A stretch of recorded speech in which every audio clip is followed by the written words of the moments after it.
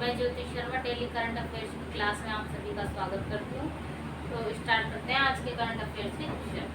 Question 1, Rajasthan विधानसभा में Mahatma Gandhi institute of governance and social sciences संस्थान गठित करने हेतु विधेयक कब पारित हुआ? तो ये हुआ 17 जुलाई 2023 को।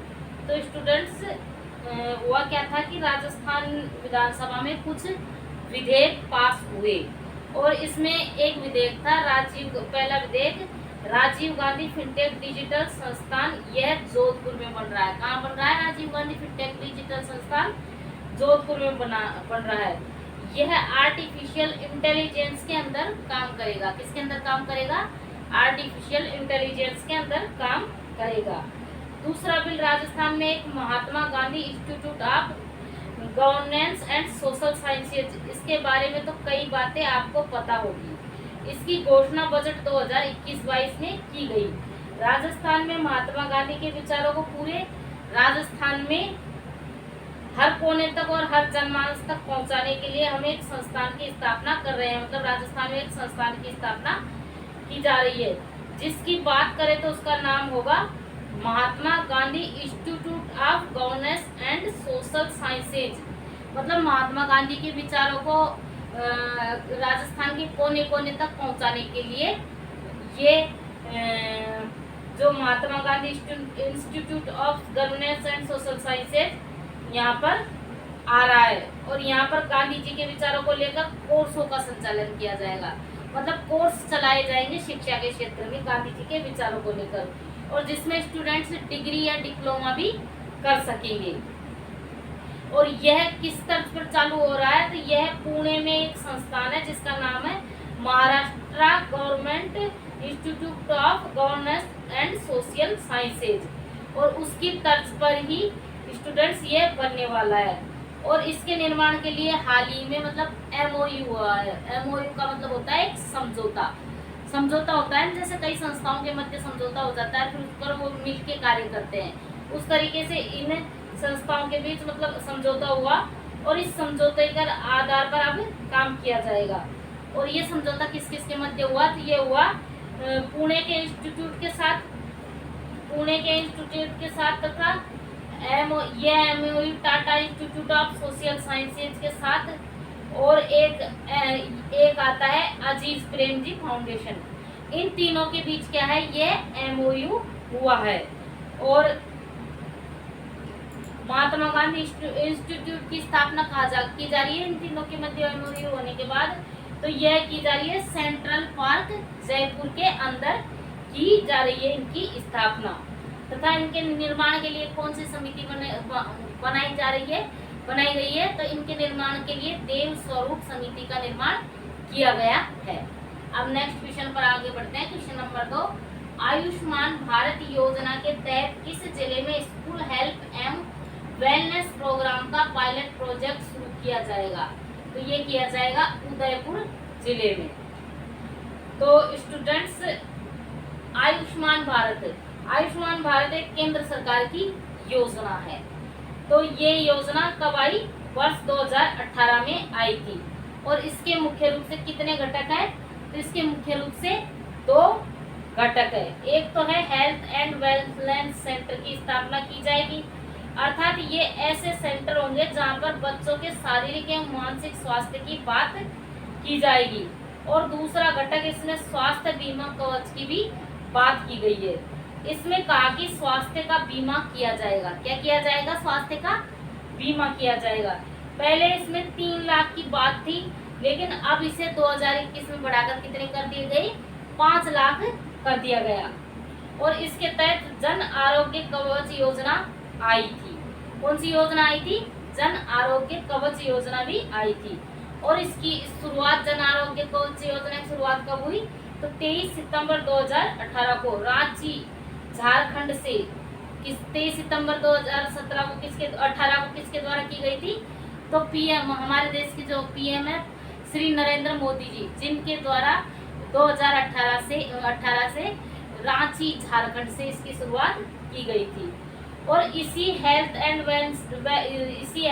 वेलनेस सेंटर की स्थापना की जाएगी इसी के तहत। और इसी के तहत अब हम अपने राजस्थान के उदयपुर जिले में, मतलब एक तरीके से पायलट प्रोजेक्ट के रूप में पूरे राज्य में स्थापित नहीं कर रहे अभी, उदयपुर जिले में एक तरीके से पायलट प्रोजेक्ट के रूप में इसकी शुरुआत की जा रही है और यह बेहतर कार्य करेगा तो इसे पूरे राजस्थान में लागू कर दिया जाएगा। School health and wellness centre के रूप में इनकी शुरुआत की जाएगी और यह शुरुआत कक्षा 6 से 12 तक के कक्षाओं को शामिल किया जाएगा इसके अंदर। और इसके अंदर ऐसे बच्चों को शामिल किया जाएगा जो शारीरिक या मानसिक रूप से कमजोर होते हैं, हो सकते हैं, या मानसिक रूप से किसी भी प्रकार के डिप्रेशन में आ सकते हैं। तो ऐसे बच्चों से बात की जाएगी और उनको मतलब सही दिशा और सही तरीके से इनका प्रॉपर तरीके से ट्रीटमेंट किया जाएगा इसके अंतर्गत। नेक्स्ट क्वेश्चन पर आगे बढ़ते हैं।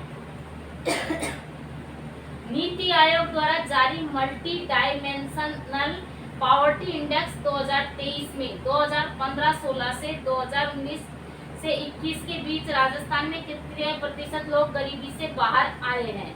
तो राजस्थान में आए हैं 13.56%।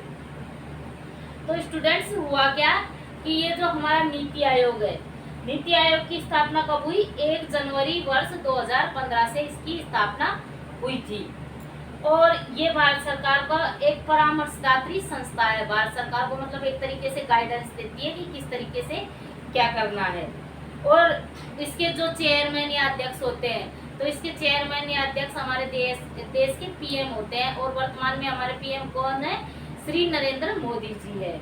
और इसके उपाध्यक्ष है श्री सुमन बेरी है, श्री सुमन बेरी उपाध्यक्ष है इसकी।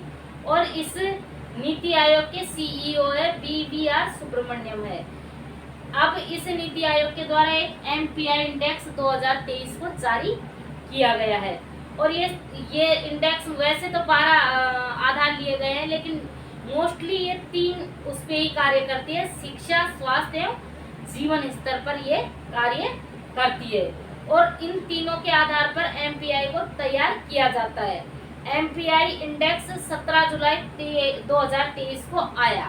कब आया? 17 जुलाई 2023 को आया और इसमें कहा गया कि भारत में जो गरीबी की संख्या में 9.89% की कमी आई है। पूरे भारत में कितने प्रतिशत की कमी आई है?